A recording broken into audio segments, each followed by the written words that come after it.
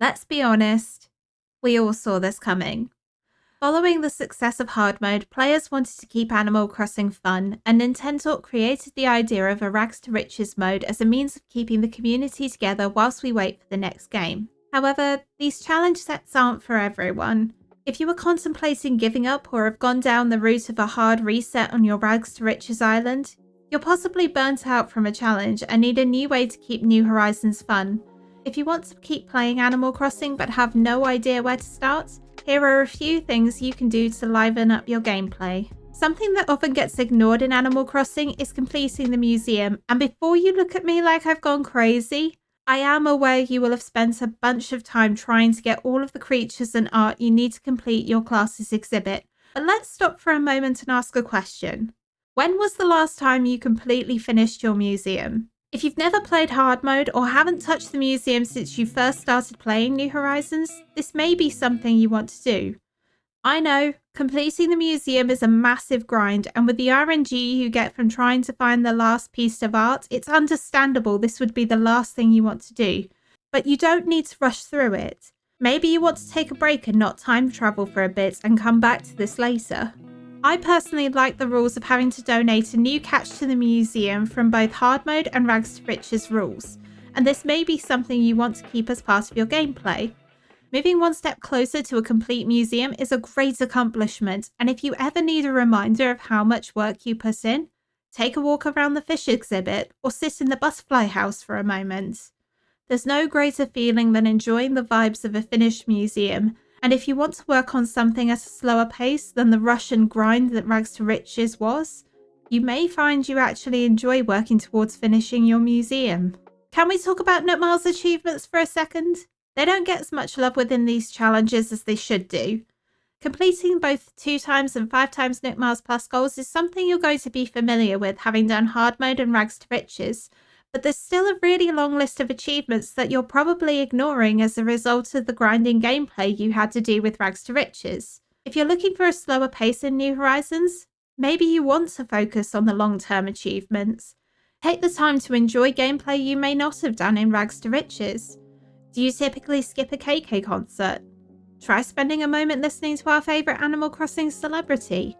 Maybe you've rushed through your Crispedia for your class, but have you thought about working towards the next level of You've Got the Bug or Angling for Perfection? What about spending an hour or so working towards Castmaster? I guess it might just be me who actually likes this achievement. If the Nookmaar's Plus grind was starting to get to you after the constant time travelling to try and progress your Rags to Riches island, it may be worth taking a step back and focusing on other achievements instead and making the most of the island experience. There's nothing wrong with wanting to take a break or slow down your gameplay for a bit, and if you haven't yet reset your island, maybe playing with your current island is something you would like to do for a while. Both hard mode and Rags to Riches were designed so that you were forced to let go of villagers. This turnover, I think, was put in there to expose players to more villagers in the game, rather than just keeping us tied to our besties. Whilst I'm keen on the idea of this, as every villager deserves love, I feel like we were forced to ignore one major part of island life: villager photos. Letting go of your favourite villager just to follow a rule that tells you it must be done is tough when it's your favourite villager asking to leave. The high turnover of villagers may be one of the reasons why you decided to quit. It's not fun letting someone you like go only to get a villager you would rather avoid. If you want to try something a little different, you could focus on getting villager photos for a while. I'm not saying to start doing what I'm slowly working on and get every villager photo in the game, but maybe you just want to try and focus on just a few. You could set a rule that a villager can't leave until you've had their photo, or if you want a more extreme version of this, no one can leave until you have the photo of everyone on your island. When I typically see people try and get villager photos, it's normally just 1 or 2 villagers, which is absolutely fine to do as well. But if you want to do something that's a little bit more involved, maybe you want to play around with which villagers you need to get photos from first. Maybe you're tired of the idea that you couldn't give more than 1 gift for a villager in hard mode. Maybe you just completely ignored giving gifts in Rags to Riches. Take the time to enjoy the villagers you have and get to know them and their individual personalities. It's something that's truly special about Animal Crossing compared to other cozy games, and I really recommend you try this, as it's one way you can get a really good relationship with your villagers overall. The 2.0 update gave us access to Happy Home Paradise, the DLC for New Horizons.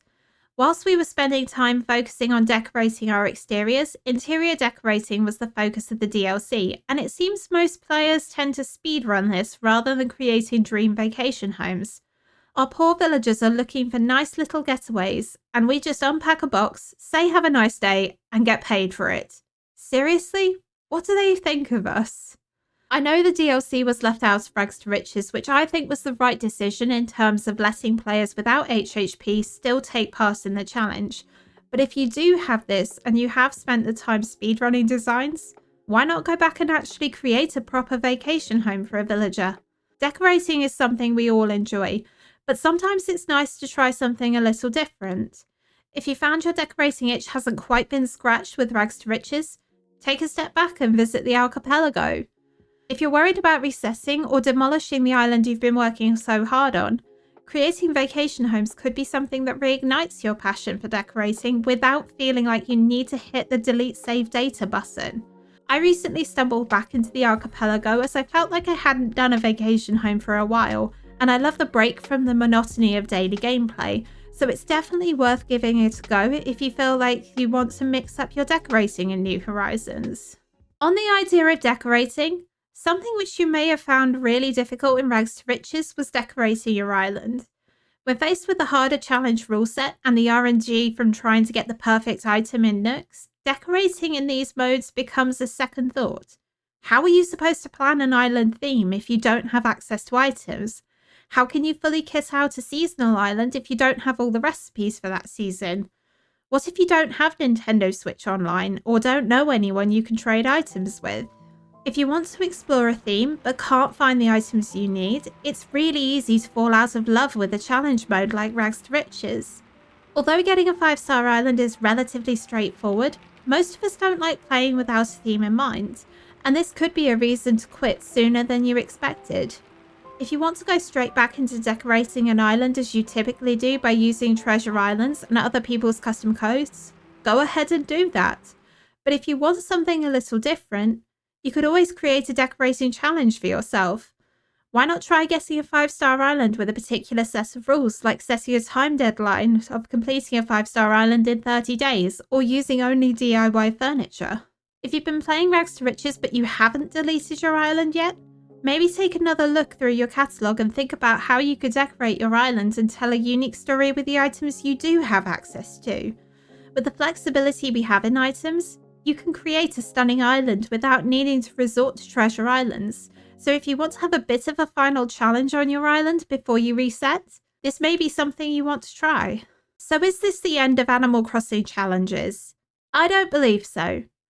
New Horizons is designed to be played in whatever way you want, and if you've quit one challenge or another, you shouldn't feel bad about doing so.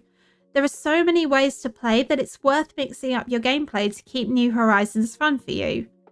What did you think about Rags to Riches? Was it something you enjoyed? Or are you just looking forward to something new? Let me know in the comments below, and I'll see you in the next one.